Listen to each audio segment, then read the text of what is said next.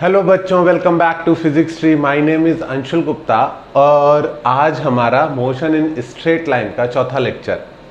तो आज हमको डिफरेंशिएशन और इंटीग्रेशन पर बेस्ड जो क्वेश्चन आते हैं जिनमें velocity as a function of time दी होती है, कभी कभी acceleration as a function of time दिया होता है, और उनको डिफरेंशिएट और इंटीग्रेट करके दूसरी क्वांटिटीज निकालनी होती है, तो वो टाइप के क्वेश्चंस हम इस लेक्चर में कवर करेंगे। ठीक है, मैंने इससे पहले की 3 क्लासेस में आपको acceleration, velocity, speed, distance, displacement और पोजीशन का मीनिंग समझाया था।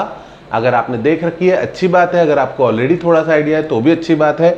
और आज हम डिफरेंशिएशन और इंटीग्रेशन पर बेस्ड क्वेश्चन करेंगे। ठीक है, तो बच्चों इससे जस्ट पिछली क्लास में जो मैंने बताया था कि अगर एक्सेलरेशन कैसा दिया हुआ है, कांस्टेंट दिया हुआ है, तो आप 3 इक्वेशन यूज कर सकते हो। v is equals to u plus a t, s is equals to u t plus half a t square, और v square is equals to u square plus 2as।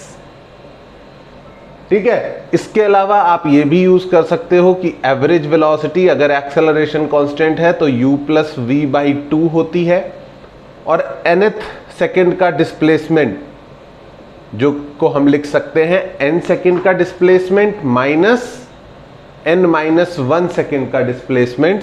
इसका फॉर्मूला आता है u plus half a 2n minus 1। Okay, तो इतनी चीजें हम अभी तक बात कर चुके थे। लास्ट क्लास में हमने इसके ऊपर काम किया था।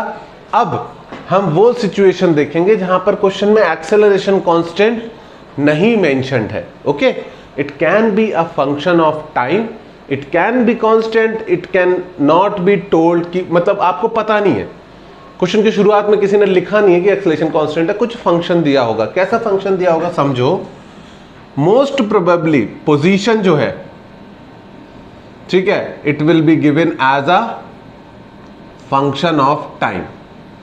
हम कौन से मोशन पे हैं? स्ट्रेट लाइन में, तो पोजीशन हम किससे रिप्रेजेंट कर सकते हैं? एक्स कोऑर्डिनेट से। तो अगर पोजीशन गिवन है as a function of time, तो आपको क्या निकालना आना चाहिए? आपको वेलोसिटी और एक्सेलरेशन कैलकुलेट करना आना चाहिए। अगर position as a function of time given है, एक एग्जांपल ले लेता हूं। एग्जांपल है, अगर x की वैल्यू दी हुई है टी स्क्वायर प्लस 5, तो इसका क्या मतलब है बच्चों? आपको क्लियर होना चाहिए कि इसका मतलब है कि x और t का हम एक टेबल बना सकते हैं। t की वैल्यू 0 पर x की वैल्यू 5 आएगी, t की वैल्यू 1 पर x की वैल्यू 6 आएगी, t की वैल्यू 2 पर 2 का स्क्वायर होता है 4 प्लस 5 x की वैल्यू 9 आएगी, और t की वैल्यू 3 पर 3 स्क्वायर इज 9 प्लस 5 x की वैल्यू 14 आएगी। आपको ये समझ तो होनी ही चाहिए। और अगर कोई बोल दे कि इसका ग्राफ बना के दिखाओ, तो आपको उसका भी अंदाजा होना चाहिए। ये x is equal to t का स्क्वायर है, t की वैल्यू 0 पर x की वैल्यू 5 है, t की वैल्यू 0 पर x की वैल्यू 5 है, और उसके बाद ये स्क्वायर का ग्राफ ऐसा जाता है बच्चों। x जो है पहले धीरे धीरे बढ़ेगा, पहले 1 इंक्रीज हुआ, फिर 3 इंक्रीज हुआ, फिर 5 इंक्रीज हुआ, और फिर तेजी से इंक्रीज होता हुआ चला जाएगा। तो अगर position as a function of time given है, तो आपको मेंटली क्या क्या पता होना चाहिए कि हम इसकी टेबल बना सकते हैं। बनाने की जरूरत नहीं पड़ेगी, हर केस में बना सकते हैं, और टेबल का यूज करते हुए ग्राफ भी बना सकते हैं। Is that clear? तो ये है position x as a function of time. ऐसा कोई भी फंक्शन हो सकता है। x is equals to t square by 5 भी हो सकता है, x is equals to 1 by t भी हो सकता है, x is equals to root of t हो सकता है, x इज इक्वल्स टू, तुम सर्कुलर मोशन में पढ़ोगे, साइन ओमेगा टी हो सकता है। तो ऐसा कुछ भी आ सकता है। आपको उसकी टेबल और ग्राफ की समझ होनी चाहिए, बनाना नहीं पड़ेगा हमेशा। तो position as a function of time पता है आपको। अब हमें क्या निकालना आना चाहिए इससे? हमें निकालना आना चाहिए वेलोसिटी। वेलोसिटी क्या होती है? रेट ऑफ चेंज ऑफ, कोई भी रटेगा नहीं इसको, ठीक है, rate of change of position with respect to time. कोई भी रटेगा नहीं इसको। वेलोसिटी का मतलब होता है हम v से रिप्रेजेंट करते हैं वेलोसिटी को, और v का क्या डेफिनेशन है? Rate of change of position with respect to time, यानी change in position per unit change in time. Change in, ये मैंने क्या लिख दिया? चेंज इन पोजीशन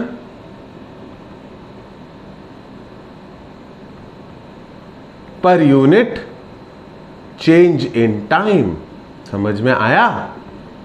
तो इसकी वैल्यू निकालनी थी। इसकी वैल्यू कितनी आएगी? हमें पता है अगर ये फंक्शन है तो dx बाई डी टी यानी इस फंक्शन का डिफरेंशिएशन होता है। Okay, if this is a function, if x is a function of time, then rate of change of x with respect to time is the differential of the function.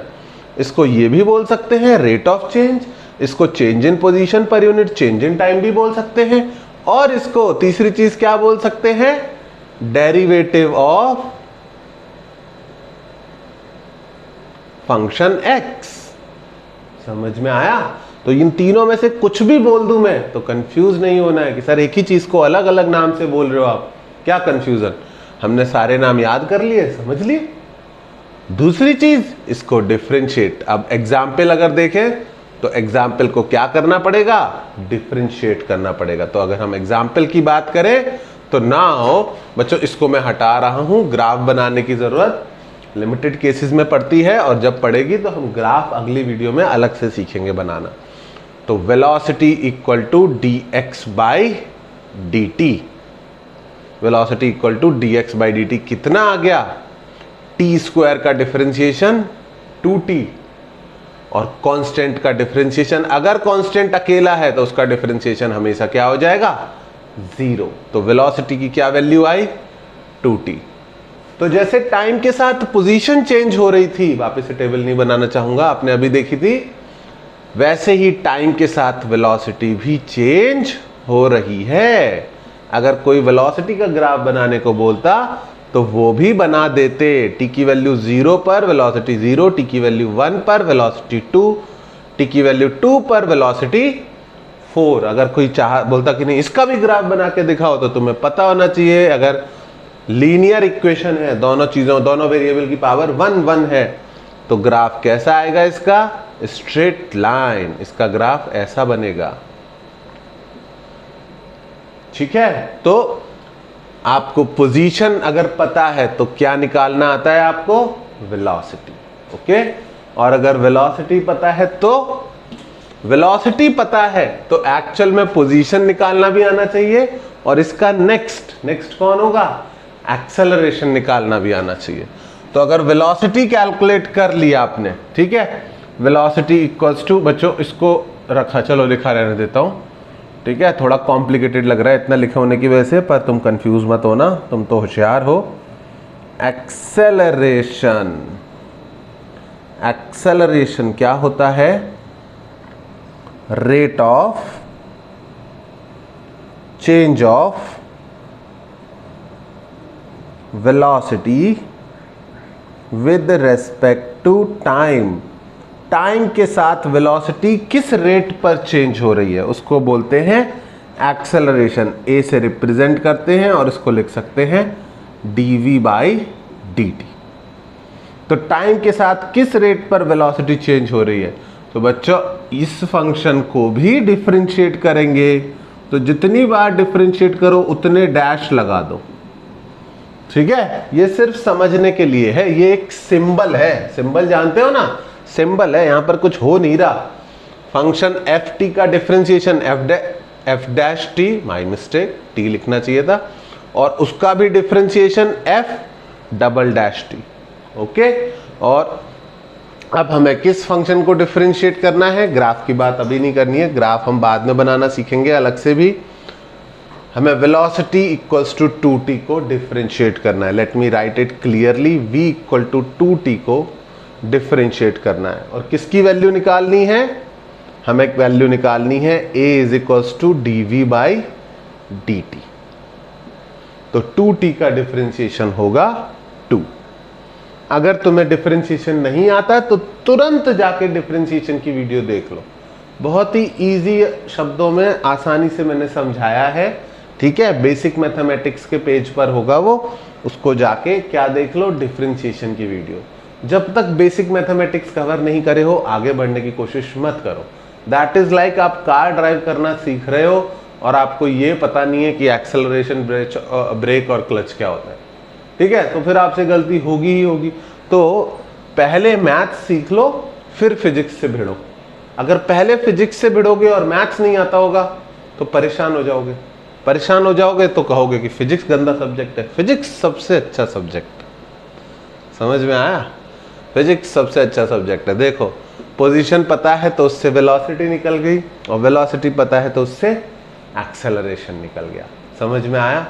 अच्छा, अब इसकी reverse situation हो सकती है। Reverse situation क्या?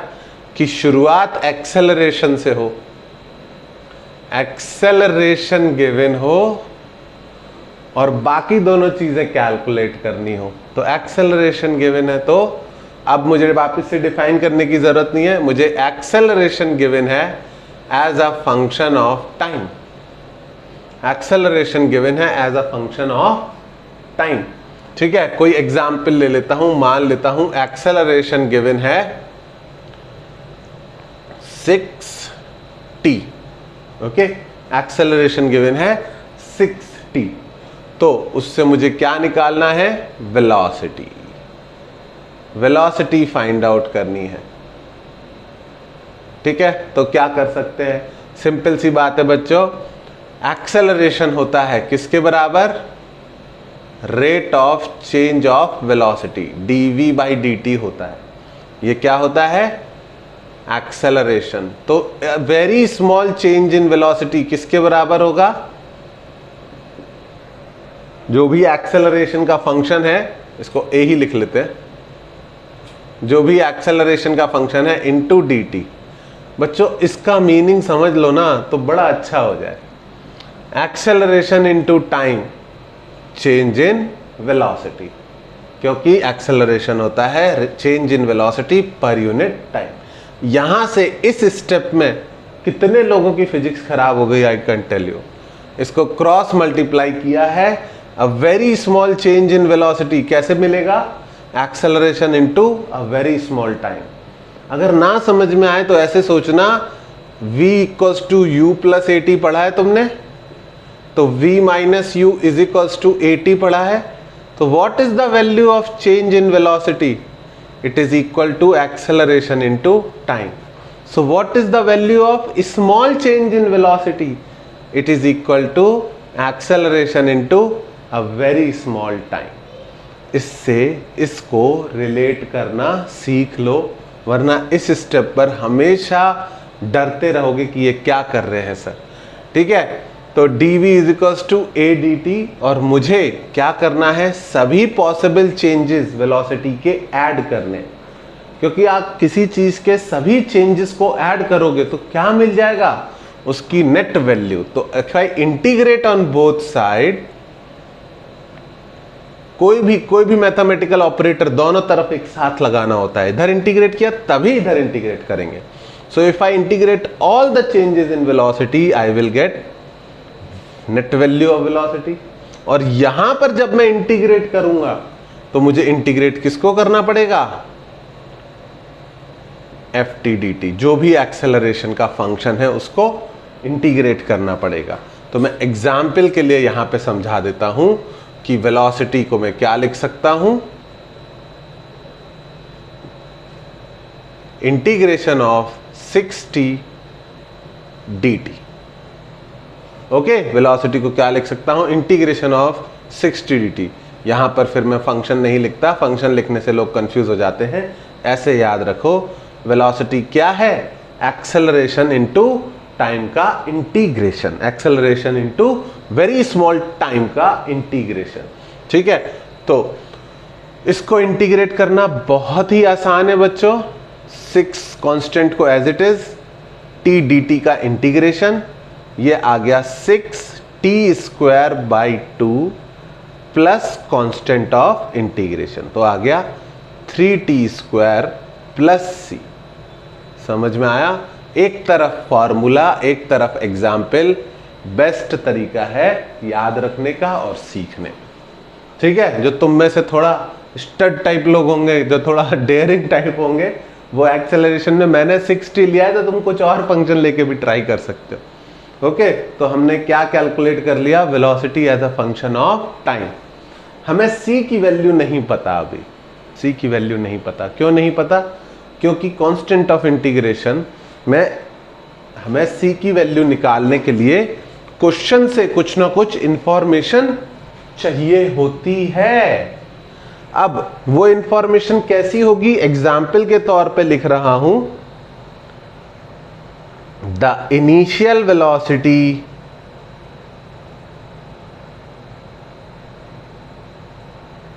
was 5 metre per second. ये एक example बता रहा हूं, तो इससे तुम क्या समझोगे? क्वेश्चन में ऐसी एक लाइन लिखी है, इससे तुम समझोगे कि t = 0 पर वेलोसिटी की वैल्यू कितनी है? 5। तो फट से ये दोनों वैल्यूज इसमें पुट कर दोगे और आएगा 5 = 3 × 0 का स्क्वायर प्लस c। ये तो 0 है, ये बकवास लिखी है मैंने, 0 तो 0 ही हो जाएगा। तो c की वैल्यू कितनी आ गई? 5। तो अब फाइनली हमने क्या निकाल पाया रिलेशन? हमने निकाल पाया v = 3t² + 5। आया समझ में? इस तरफ एग्जाम्पल चल रहा है, इस तरफ फॉर्मूला चल रहा है। एक साथ एग्जाम्पल और फॉर्मूला दोनों समझा रहा हूं ताकि कोई कंफ्यूजन ना बच जाए। अभी क्वेश्चन सॉल्व कर लेंगे, चिंता मत करो उसकी। अब तीसरी चीज, वेलोसिटी मिल गई और क्या निकालना है? या तो डिस्प्लेसमेंट या फिर पोजीशन, दोनों में से कोई एक निकालना है। तो लेट्स से पोजीशन निकालना है, तो क्या करेंगे? वेलोसिटी को लिख देंगे dx/dt, ठीक है, या dx/dt की वैल्यू क्या लिख लेंगे? v। वेलोसिटी मिल चुकी है हमें इस पॉइंट पे as a function of time. अब क्या करेंगे? dx change in position is velocity into change in time. समझ रहे हो? पोजीशन कितना चेंज होगी? जितना तेजी से चल रहा है इनटू टाइम। तो इस बार दोनों तरफ इंटीग्रेशन करेंगे तो क्या हो जाएगा? इंटीग्रेशन v dt, और वेलोसिटी के फंक्शन को इंटीग्रेट करना पड़ेगा। ठीक है, तो पोजीशन कैसे मिलेगी? Integration of v dt। Velocity को इंटीग्रेट करने से पोजीशन मिलेगी, पर वेलोसिटी को ही इंटीग्रेट नहीं कर रहे हैं, उसमें किसका मल्टीप्लाई कर रहे हैं? छोटे से टाइम का। क्योंकि वेलोसिटी इंटू छोटा सा टाइम क्या होता है? छोटा सा डिस्प्लेसमेंट। और छोटा सा डिस्प्लेसमेंट को इंटीग्रेट करेंगे तो टोटल कितना मूव हुआ ये पता चलेगा। Is that clear? यहां पर देखो, इसको वेलोसिटी को इंटीग्रेट नहीं कर रहे हैं, इस चीज को समझो कि x जो है वो वेलोसिटी में छोटा सा टाइम को जब मल्टीप्लाई कर रहे हैं उसको इंटीग्रेट करते हैं तब आता है। तो 3t² का इंटीग्रेशन आएगा बच्चों, 3 कांस्टेंट, t² का इंटीग्रेशन t³ 3 प्लस 5 का इंटीग्रेशन आएगा बच्चों 5t, और प्लस कांस्टेंट ऑफ इंटीग्रेशन, ये 3 से 3 कट जाएगा, आया position is equals to t³ plus 5t plus c। यहां तक तो पहुंच गए, पर ये फाइनल आंसर नहीं है। फिर से कांस्टेंट ऑफ इंटीग्रेशन आ गया, तो फिर से तुम क्वेश्चन में ढूंढोगे कि कहीं कोई हिंट दी है क्या, कहीं कोई वैल्यू दी है जिससे हम कांस्टेंट ऑफ इंटीग्रेशन निकाल सके। और जैसे ही क्वेश्चन पे थोड़ा सा ध्यान दोगे, कुछ ना कुछ ऐसा लिखा होगा जिससे पता चल जाएगा।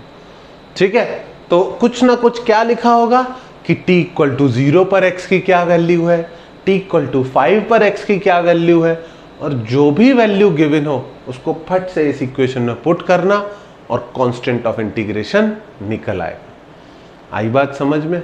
तो मैं इतनी थ्योरी ही लिखाता हूं, फिर हम क्वेश्चन सॉल्व करेंगे इसके ऊपर। आप इसको ठीक से नोट डाउन कर लो, काफी इंपॉर्टेंट टॉपिक है ये।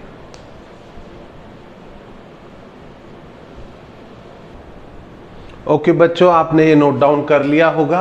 अब हमारा टाइम है क्वेश्चन ट्राई करने का।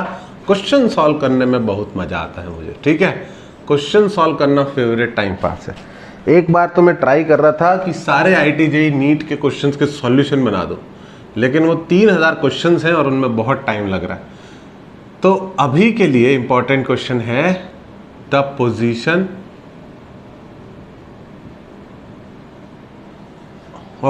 पोजीशन नहीं, the velocity of a particle is v equal to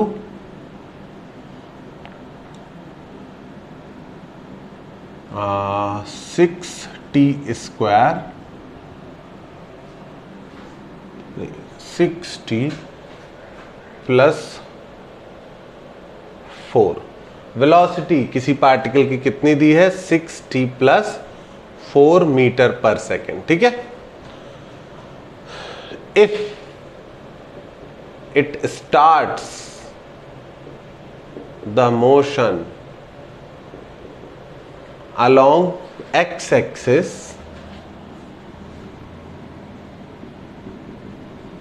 from x equal to 25, calculate. दो चीजें कैलकुलेट करनी है। पहला है it's acceleration and its position, ठीक है। वन डायमेंशन में वेक्टर क्यों नहीं लगाते हैं? पॉजिटिव मतलब आगे, निगेटिव मतलब पीछे। तो तुम बुक में देखोगे ज्यादातर वेक्टर्स नहीं है। Calculate its acceleration and position as a function of time. तो हमें दो नए फंक्शन निकालने हैं टाइम के, जिसमें पोजीशन और एक्सेलरेशन पता चल जाए। तो पहला पार्ट कैसे सॉल्व करेंगे? Acceleration is defined as rate of change of velocity, ठीक है। तो हमें बेसिकली किसको डिफरेंशिएट करना है? v is equals to 6t plus 4 को डिफरेंशिएट करना है। तो इसको डिफरेंशिएट करेंगे तो एक्सेलरेशन आएगा 6t का इंटीग्रेशन डिफरेंशिएशन 6 और 4 का डिफरेंशिएशन 0। अगर तुम्हें ये लाइन समझ में नहीं आई तो इसको याद करो। अगर y is equals to kx होता था तो dy बाई dx आता है कांस्टेंट। अगर y इज इक्वल्स टू सिर्फ कांस्टेंट होता था तो dy बाई dx आता है 0। याद आ गया? पढ़ा ही नहीं है डिफरेंशिएशन तो फिर तो पढ़ना पड़ेगा, जाके वीडियो देखना पड़ेगा उसका, ठीक है। बेसिक मैथमेटिक्स के प्लेलिस्ट में होगा वो। और अगर पढ़ रखा है तो फिर कोई दिक्कत नहीं, आपको याद आ जाएगा। अगर y जो है वो x का k टाइम्स है, x का k टाइम्स है, यहाँ पर वेलोसिटी जो है वो टाइम की 6 टाइम्स है, ठीक है।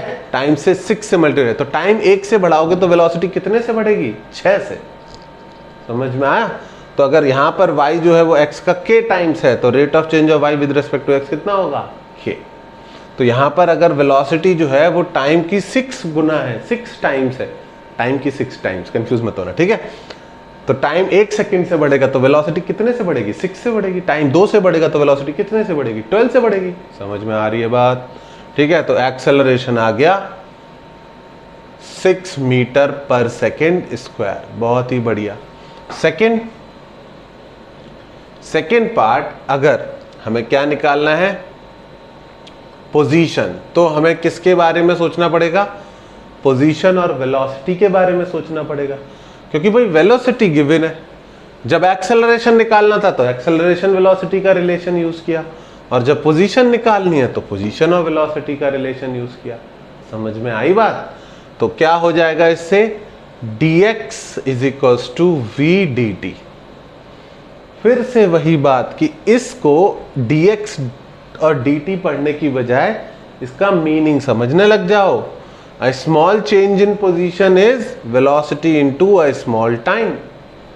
ठीक है, क्योंकि डिस्प्लेसमेंट तुमने पढ़ा था, डिस्प्लेसमेंट होता था वेलोसिटी इनटू टाइम, तो वेलोसिटी इनटू टाइम अभी भी डिस्प्लेसमेंट ही है। ठीक है, ये हमने कोई नई चीज नहीं लिख दी। और अब दोनों तरफ इंटीग्रेट करो, जैसे दोनों तरफ स्क्वायर कर सकते हैं किसी इक्वेशन को, ऐसे ही दोनों तरफ इंटीग्रेट भी कर सकते हैं। वेलोसिटी का फंक्शन पुट करो, यहां पर कितना फंक्शन है 6t + 4 इंटू डी टी, और अब इसको इंटीग्रेट करो एकदम प्यार से। 6 इंटीग्रेट, अगर तुम एक साथ इंटीग्रेट नहीं कर पाते हो तो तुम इस तरह से ओपन कर सकते हो, कांस्टेंट्स को बाहर निकालते जाओ और मल्टीप्लाई करते जाओ, ऐसे करके भी कर सकते हो। पर होपफुली तुमने थोड़ी सी मेरी वीडियोस देखी और प्रैक्टिस करी है कि तुम डायरेक्ट इंटीग्रेट कर लेते हो। 6t का इंटीग्रेशन अलग अलग करके लिखे या एक साथ लिखे, ये आएगा t² / 2 + 4, सिर्फ dt का इंटीग्रेशन आएगा t plus constant of integration, तो LHS में dx का इंटीग्रेशन आएगा x। तो रटने की बजाय ना कोशिश करो कि इनका मीनिंग समझ में आने लग जाए। बहुत आसान नहीं है। एज अ स्टूडेंट मुझे भी दिक्कत होती थी, और मेरे को पता था कि मैं सेलेक्ट हो जाऊंगा, तब भी मुझे दिक्कत होती थी। मतलब I was in Kota Bansal classes, उस टाइम पर बंसल क्लासेस में सेलेक्ट होना वाज लाइक कि सेलेक्ट हो गए आप। ठीक है, देश भर से बच्चे अप्लाई करते थे और थोड़े से लोग ही सेलेक्ट होते थे उसके, मतलब कोचिंग के सिलेक्शन के लिए ही इतना कंपटीशन था उस टाइम पर। ठीक है, तो 3t² + 4t + c, क्या मिल गया आपको? Position as a function of time. तुम जानते हो ये c तो तुम्हें पसंद नहीं आ रहा होगा, मुझे भी नहीं आ रहा पसंद। तो देखो क्वेश्चन में क्या कोई इंफॉर्मेशन है टाइम और x से related? If it starts the motion along axis from x = 25, starts मतलब t = 0 पर x की वैल्यू कितनी है 25। तो फटाफट इक्वेशन में t की वैल्यू 0 और x की वैल्यू 25 पुट करो, और कांस्टेंट ऑफ इंटीग्रेशन कितना आ गया 25। इसको यहां सब्स्टिट्यूट कर दो और फिर तुम्हारा फाइनल आंसर आ जाएगा x = 3t² + 4t + 25। इस इक्वेशन में टाइम की जो वैल्यू डालोगे उसी टाइम पर आपको पोजीशन मिलती जाएगी। तो बच्चों ठीक से नोट डाउन कर लो। एक क्वेश्चन और कराऊंगा जो कि तुमको सॉल्व करना होगा, तुमको ट्राई करना होगा। ओके बच्चों, नेक्स्ट क्वेश्चन भी डिफरेंशिएशन के ऊपर बेस्ड है, और इसमें क्या लिखा है? A particle moves along x axis such that, इसका x कोऑर्डिनेट दिया हुआ है। क्या दिया हुआ है? x दिया हुआ है, पोजीशन दिया है, फंक्शन ऑफ टाइम ये गिवन है। Such that x coordinate t² - 6t के बराबर है। Calculate it's displacement and distance travelled in first 5 seconds. पहले 5 सेकंड में इसने कितना डिस्टेंस चला और इसका कितना डिस्प्लेसमेंट हुआ, ये फाइंड आउट करना है। तो एकदम से देखने में लगता है कि सर तो बहुत ही आसान क्वेश्चन पूछ लिया आप, बहुत ज्यादा ही आसान क्वेश्चन पूछ लिया, इसमें तो कुछ करना ही नहीं है सर। इसमें क्या है?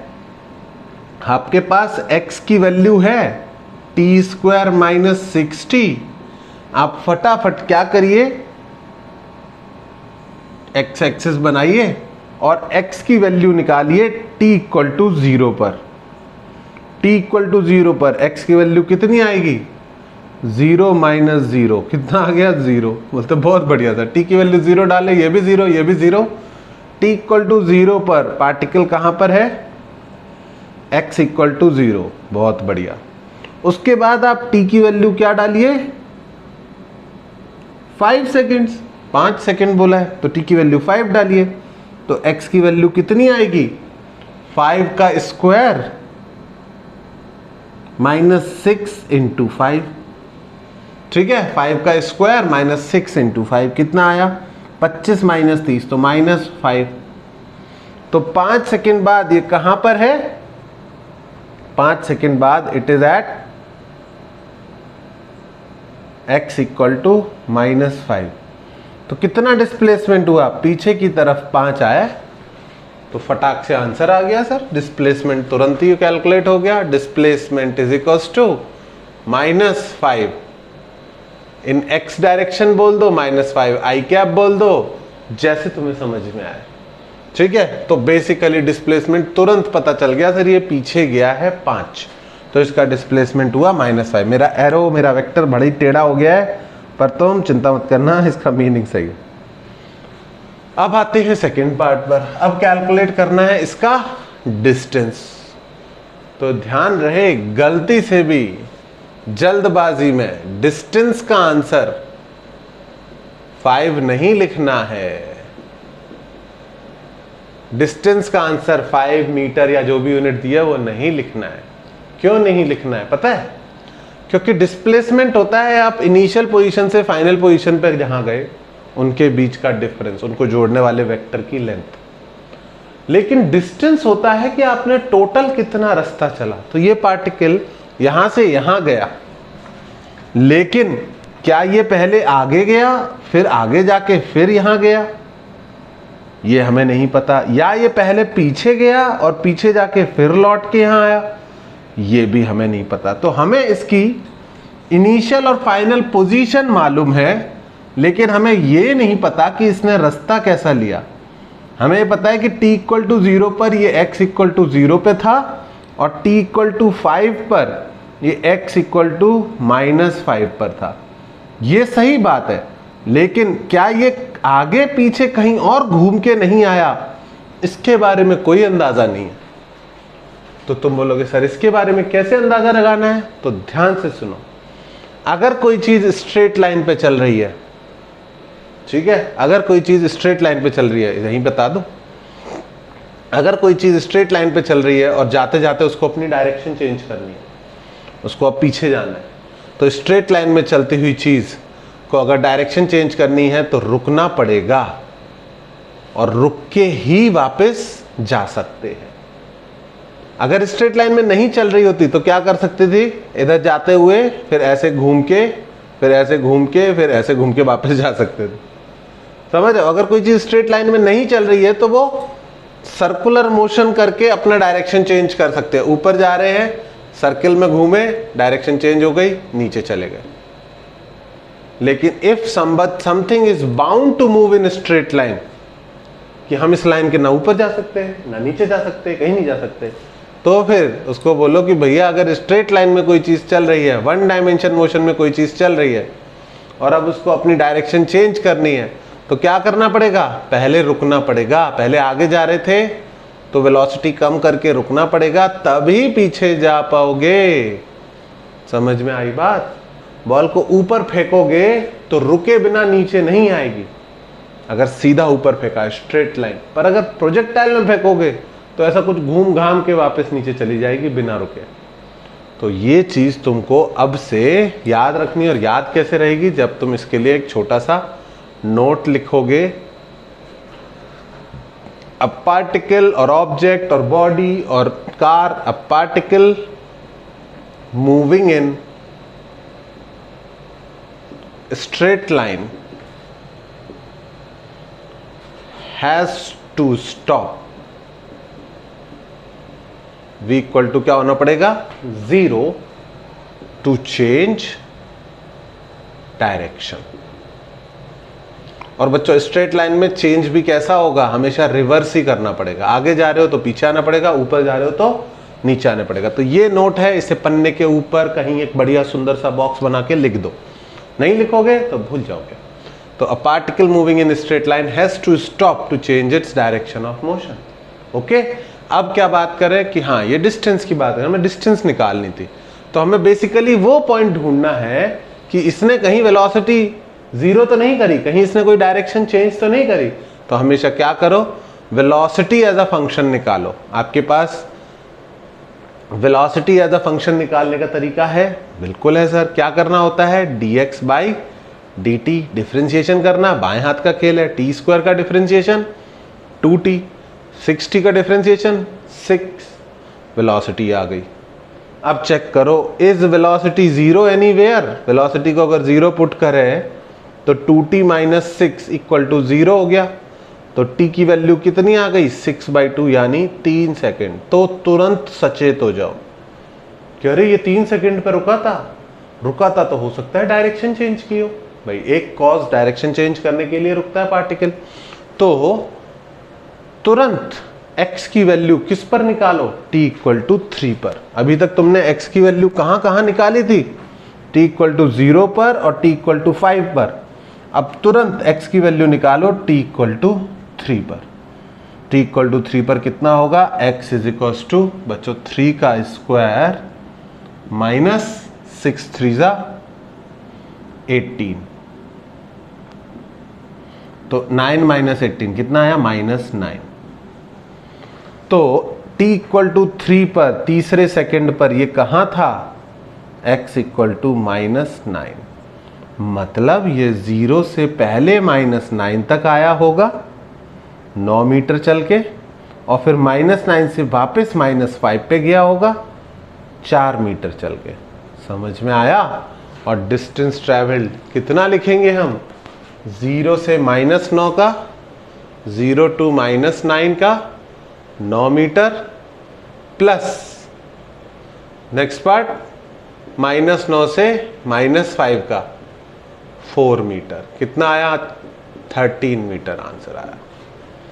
तो ऐसा लग रहा है बहुत लंबा क्वेश्चन हो गया क्योंकि मैंने बीच में एक्सप्लेन किया है, अदरवाइज ये 2 मिनट का ही क्वेश्चन है। ठीक है, तो आप इसको लिखो, नेक्स्ट क्वेश्चन फिर से दूंगा, फिर अपनी बुद्धि चलाना कि भैया टाइम कौन सा टाइम पर ये डायरेक्शन चेंज किया हो सकता है, और उस टाइम को वैल्यू करना, उस टाइम को यूज करना। ओके, फटाफट नोट डाउन करो इसको, इस नोट को जरूर लिख लेना। एक और क्वेश्चन लेते हैं इस पर। ओके बच्चों, next question is a boy runs along x axis, its position is given by x is equals to this function. ठीक है, टाइम के साथ पोजीशन चेंज हो रही है, फंक्शन गिवन है, calculate distance and displacement in 5 seconds. 5 second में कितना डिस्टेंस चला और कितना डिस्प्लेसमेंट हुआ ये कैलकुलेट करना है। ठीक है, तो क्या करना है, ठीक है, सीधे मैं एक्सिस पर ही बना रहा हूं, कैलकुलेशन तुम लोग कर सकते हो। t की वैल्यू 0 पर इसकी पोजीशन फाइंड आउट करो। शुरू कहां से हुआ था, t की वैल्यू 0 पुट करोगे तो आएगा 0 - 0 + 0 + 10। तो t की वैल्यू 0 पर x की वैल्यू कितनी है 10। तो शुरू कहां से हो रहा है, x इक्वल टू +10 से शुरू हो रहा है। t की वैल्यू 0 पर x की वैल्यू है 10, 10 का मतलब +10। ओके, t की वैल्यू 0 पे यहां से शुरू हो रहा है मोशन। और दूसरी चीज, t की वैल्यू 5 पर कहां पहुंचेगा, ये कहां पहुंचेगा, तो x इज इक्वल टू 5 का क्यूब -6 × 5 का स्क्वायर +9 × 5 + 10। तो ये आ जाएगा 125 - 25 × 6 होता है 150, तो -25 + 45 + 10।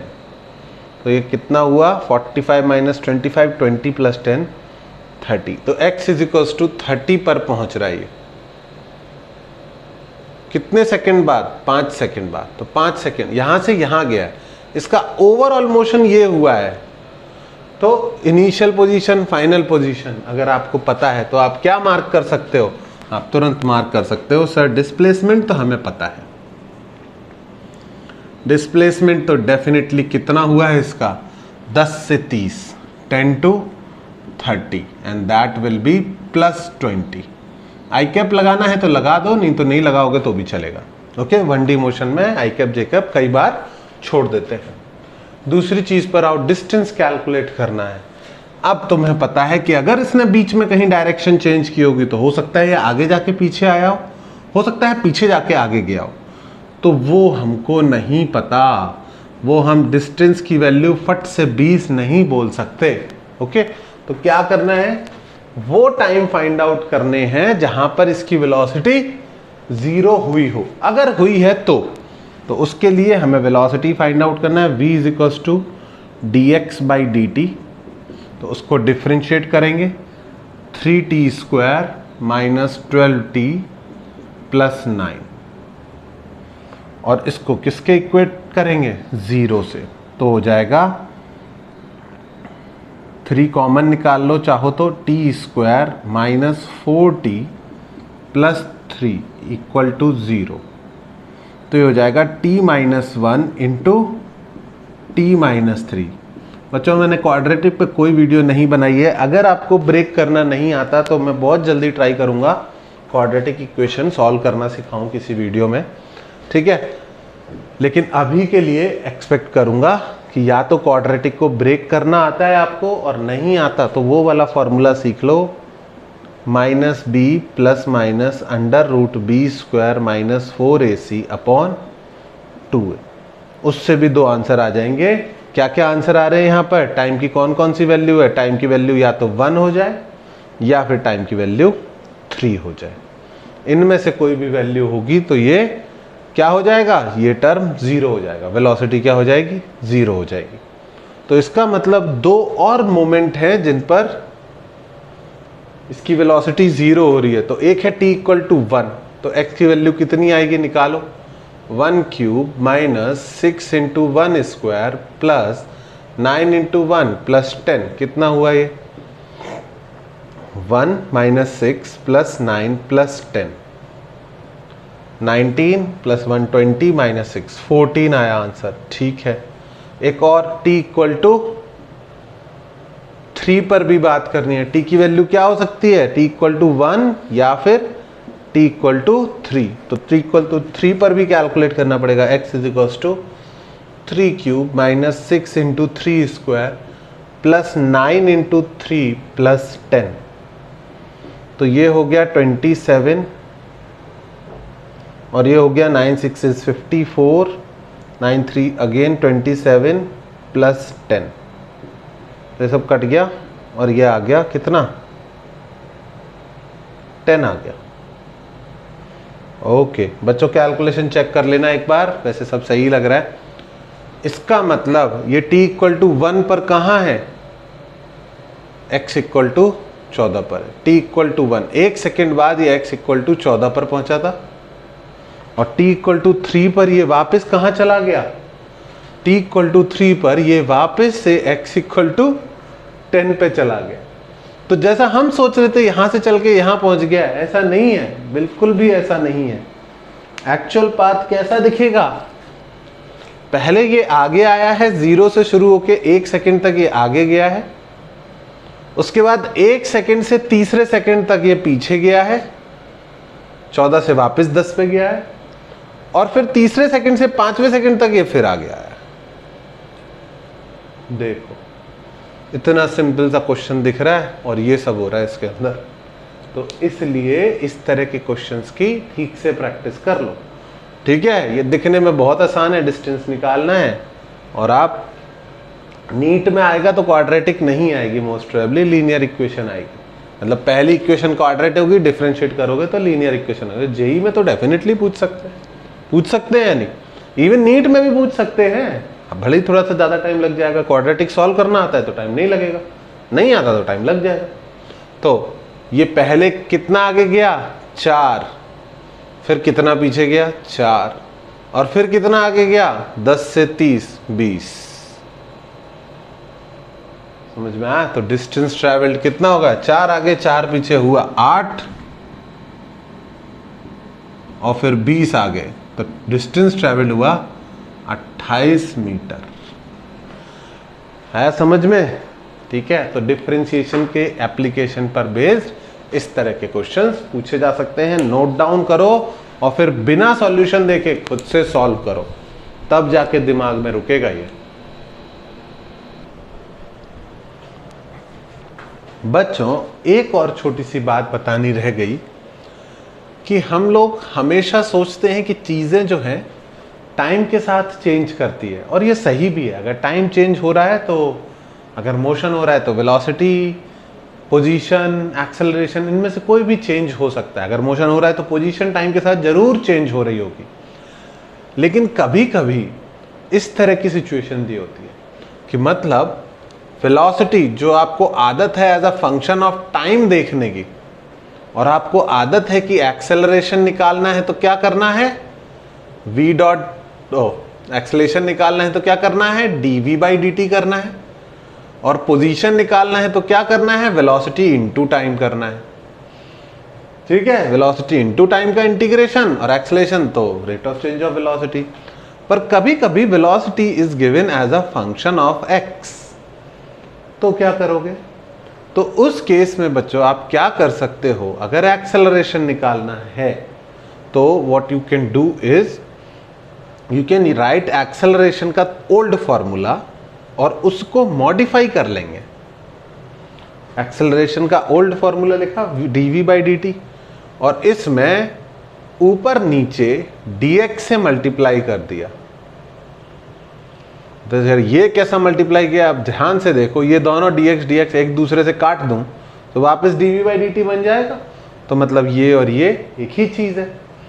तो इससे क्या फायदा होगा, अरे भाई इससे बड़ा फायदा होगा, ये dx बाई dt है तो इसको वापस से क्या लिख देंगे, वेलोसिटी।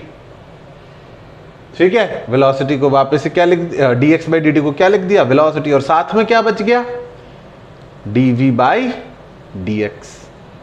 तो एक्सेलरेशन का एक ऑल्टरनेट फॉर्मूला निकल आया। तो अगर velocity as a function of time दिया है तो acceleration is dv by dt, पर अगर velocity as a function of x दिया है तो acceleration is v dv by dx।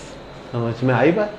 तो कभी कभी वेलोसिटी गिवन होगी और पूछा जाएगा कैलकुलेट एक्सेलरेशन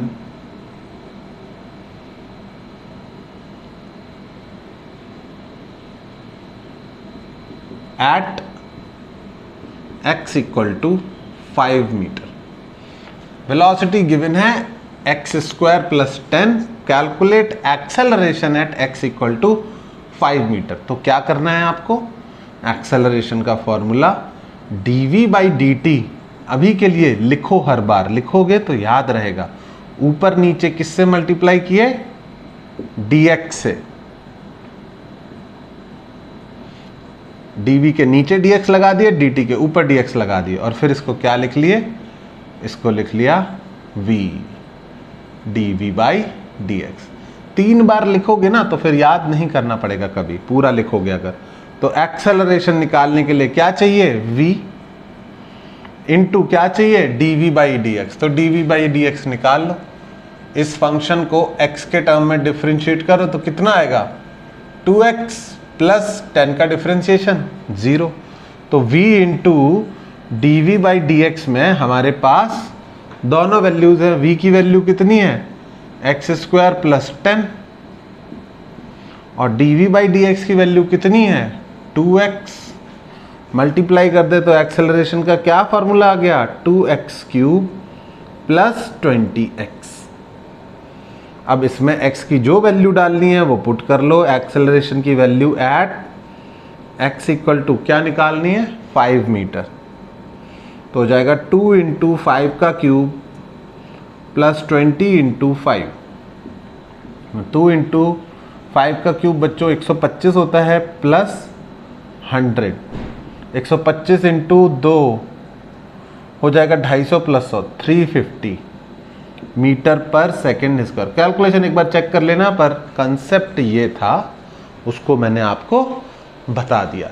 अब आपसे डिफरेंशिएशन और integration based motion in straight line के ज़्यादातर क्वेश्चन हो जाने चाहिए। मैं ये नहीं बोलूँगा कि इसे देख के सारे क्वेश्चन हो जाएंगे, सारे क्वेश्चन हो जाते होते तो फिर क्या ही बात थी, सब लोग IIT JEE एडवांस में सेलेक्ट हो जाते, ठीक है।